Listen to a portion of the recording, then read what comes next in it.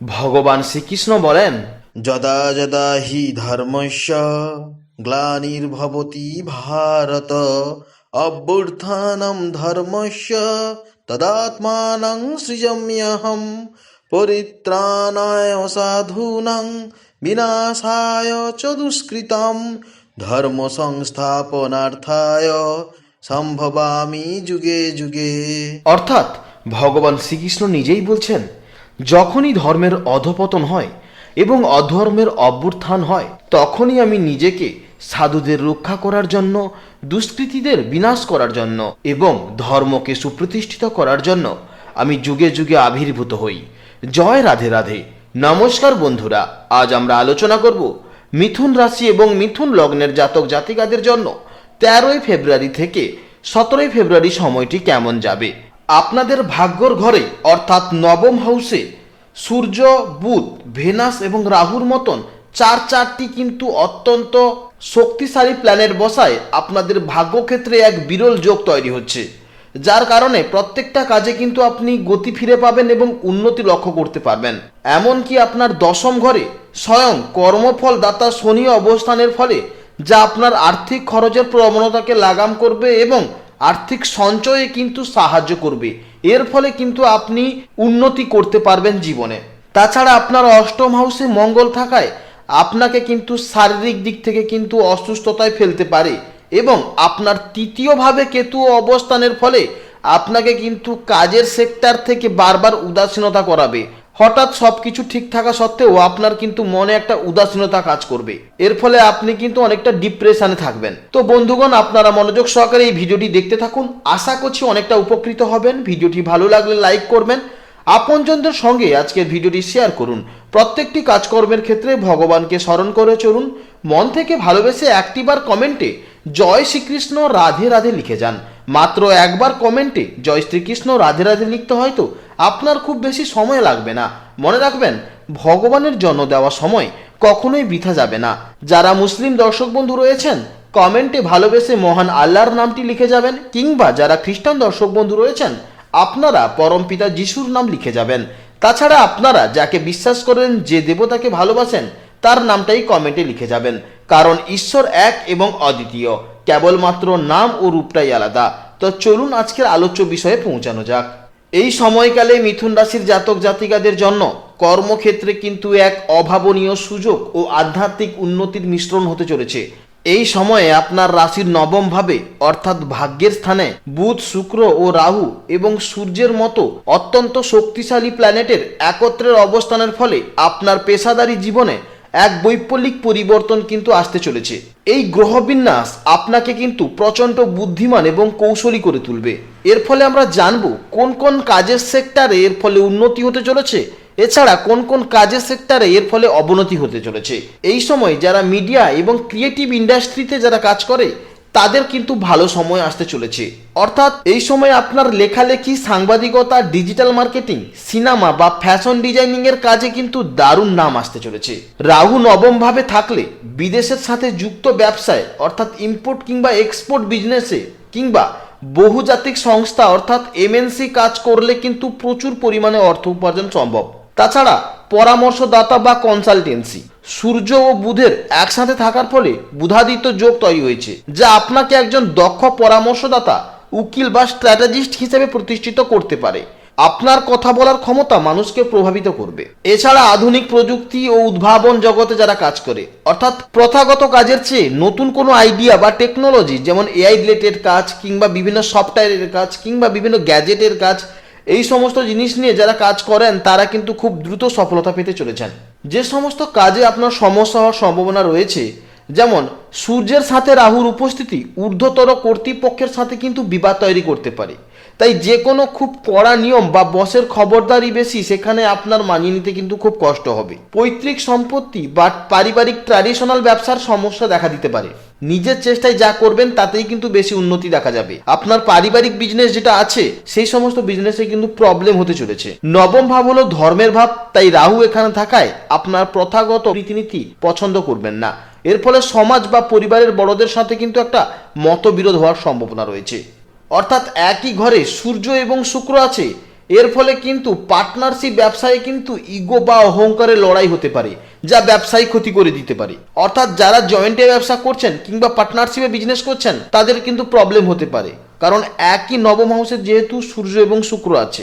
এছাড়া আপনার রাশির দশম ভাব অর্থাৎ কাজের ঘরেই বসে আছে কর্মফলদাতা শনিদেব। এর ফলে কর্মজীবনে কিন্তু এক ধরনের স্থায়িত্ব ও শৃঙ্খলতা নিয়ে আসবে। যারা ব্যাংকিং, লজিস্টিক, সমুদ্র সংক্রান্ত ব্যবসা বা বড় কোনো উৎপাদনমুখী কারখানার সাথে যুক্ত, তারা দীর্ঘমেয়াদী পরিকল্পনায় কিন্তু সফল হবেন। শনি এখানে থাকায় আপনার কর্মক্ষেত্রে দায়িত্ব বাড়বে এবং পুরনো কোনো পরিশ্রমের ফল পেতে শুরু করবেন। তাই এখানে একটা সমস্যা হলো, শনি যেহেতু এখন আপনার কর্ম হাউসে বসে আছে, এর ফলে কিন্তু আপনার প্রত্যেকটা কাজের ফল আসতে কিন্তু দেরি হবে। এর ফলে কিন্তু আপনি নিজেই মাঝে মধ্যে মানসিক অবসাদ বোধ করতে পারবেন কিংবা আপনি চঞ্চল হয়ে যাবেন, কারণ আপনি চাইবেন যে কেন আপনার ফল দেরি করে আসছে। অর্থাৎ আপনি কাজ করেছেন, তার ফল কেন এত দেরি হচ্ছে, কিংবা আপনি অনেক চেষ্টা করছেন কিন্তু আপনার মনের মতন রেজাল্ট পাচ্ছেন না, কারণ এই মুহূর্তে আপনার কর্মফলদাতা শনিদেব আপনার কর্ম হাউসে বসে আছে। তাই আজকে যে কর্মটা করছেন বা আজকে যে ব্যবসাটা শুরু করছেন কিংবা আজকে যে কাজ করছেন তার ফল কিন্তু অনেক দেরি করে পাবেন। এই কথা আপনাকে মাথায় রাখতে হবে। আপনার রাশির অষ্টম হাউসে উচ্চস্থ মঙ্গলের অবস্থানের ফলে আপনার কর্মক্ষেত্রে কিছু গোপন শত্রু বা আকস্মিক বাধার কিন্তু সৃষ্টি হতে পারে। তা সত্ত্বেও যারা ইঞ্জিনিয়ারিং কিংবা যারা সার্জারি কিংবা ইনভেস্টিগেশন বা টেকনিক্যাল রিসার্চ নিয়ে কাজ করছেন তাদের জন্য কিন্তু অত্যন্ত ভালো ফল দেখা যাবে। এছাড়াও আপনার রাশির প্রথম ভাবে দেবগুরু বৃহস্পতি অবস্থান করছে।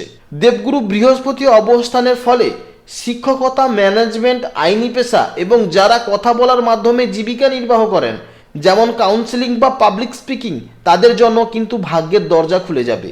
আপনার ব্যক্তিত্বের গাম্ভীর্য কর্মক্ষেত্রে আপনার মর্যাদা বাড়িয়ে দেবে।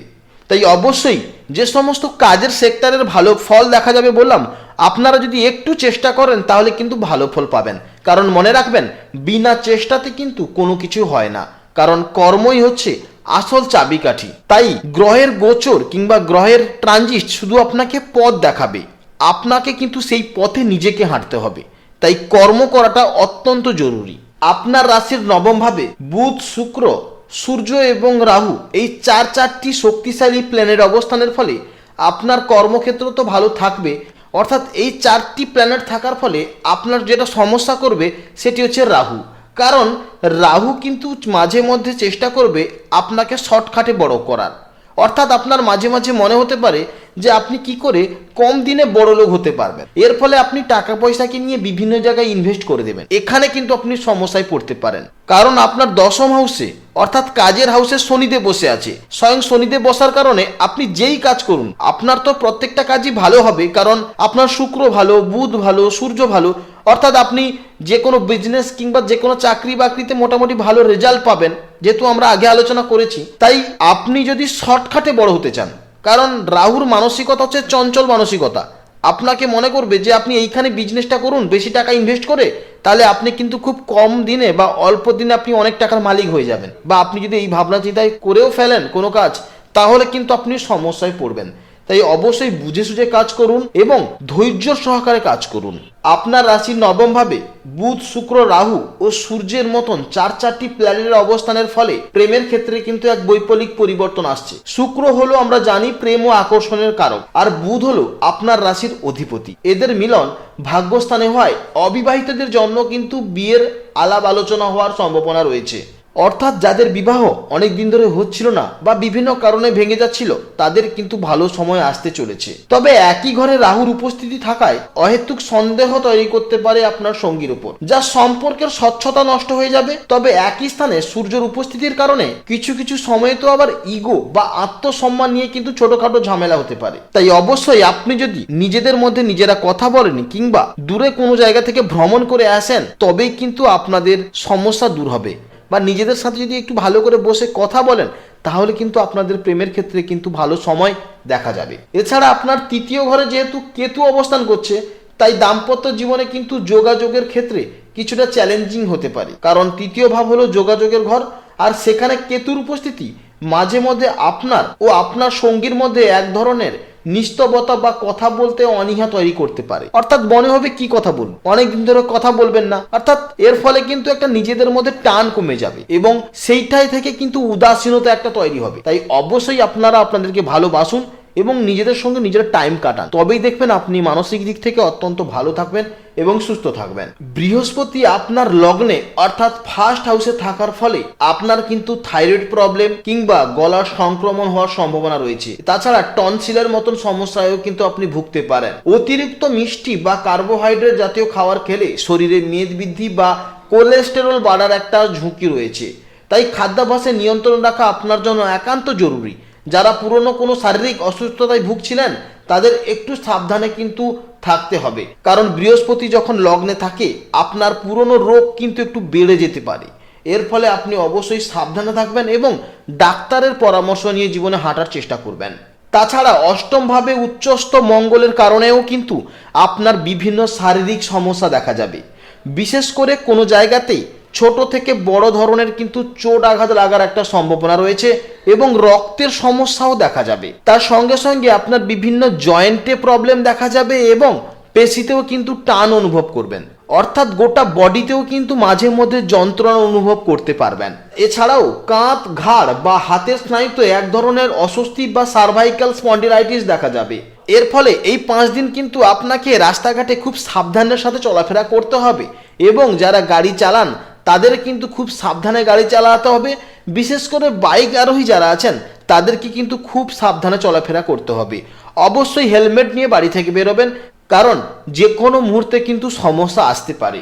শিক্ষার্থীদের জন্য কিন্তু এই 5 দিন অত্যন্ত বৈচিত্র্যময় এবং বুদ্ধিবৃত্তিক এক সময় নিয়ে আসছে। আপনার রাশির প্রথমভাবে দেবগুরু বৃহস্পতি অবস্থানের ফলে আপনার শেখার আগ্রহ ও মৌলিক জ্ঞান অর্জনের জন্য একটা চমৎকার সুযোগ তৈরি হবে। বৃহস্পতির প্রভাবে আপনার আত্মবিশ্বাস বৃদ্ধি পাবে, যা বিশেষ করে যারা সংস্কৃত, দর্শন, ভাষাতত্ত্ব বা আইনি বা শিক্ষকতা নিয়ে পড়াশোনা করছেন তাদের জন্য অত্যন্ত ভালো ফল হবে। এখানে একটা নেতিবাচক হচ্ছে, যেহেতু বৃহস্পতি এখানে আপনার সপ্তম ও দশমপতি হয়, আপনার মধ্যে এক ধরনের অতি পাণ্ডিত্য বা সবজান্তা ভাব একটা আসবে।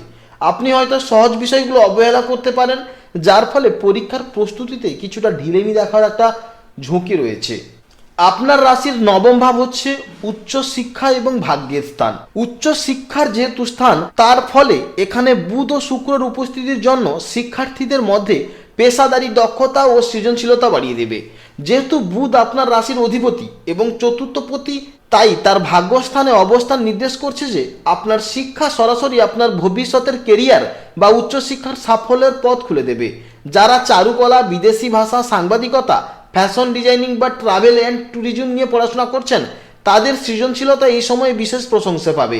যেহেতু আপনার নবম হাউসে বুধ এবং শুক্রের সাথে সাথে রাহু ও সূর্য অবস্থান করছিল, বিশেষ করে রাহু অবস্থানের ফলে আপনার একাগ্রতা নষ্ট করতে পারে। তাছাড়া এই সময় কিন্তু আপনি ম্যাক্সিমাম সময় কিন্তু না চাইতেই দেখবেন আপনি ইন্টারনেট কিংবা মোবাইলে ব্যস্ত হয়ে পড়ছেন। এর ফলে কিন্তু আপনার একটা খারাপ ফল হওয়ার সম্ভাবনা রয়েছে।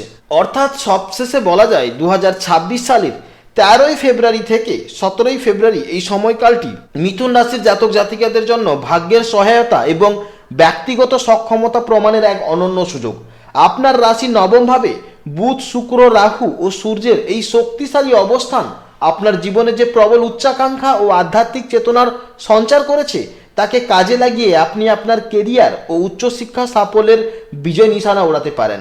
যারা নতুন সুযোগ বা বিদেশি সংক্রান্ত কাজের অপেক্ষায় আছেন তাদের জন্য কিন্তু এই সময়টা অত্যন্ত গুরুত্বপূর্ণ। মনে রাখবেন, নবম ঘরে গ্রহের মেলা আপনাকে ভাগ্যের সহায়তা দিলেও দশম ঘরে শনিদেবের অবস্থান আপনাকে কর্মক্ষেত্রে ধৈর্যশীল ও কঠোর পরিশ্রমী হওয়ার সংকেত দিচ্ছে। আশা করছি মিথুন রাশির জাতক জাতিকারা আপনারা 13ই ফেব্রুয়ারি থেকে 17ই ফেব্রুয়ারি পর্যন্ত কেমন যাবে আপনারা বুঝতে পেরেছেন। এছাড়াও আপনাদের যদি কোনো প্রশ্ন থাকে অবশ্যই কিন্তু আমার এই ভিডিওর নিচে কমেন্ট বক্সে কমেন্ট করবেন, আমি আপনাদের যথাযথ কমেন্টের উত্তর দেব। আপনারা ভালো থাকুন, সুস্থ থাকুন এবং সাবধানে থাকুন। জয় রাধে রাধে।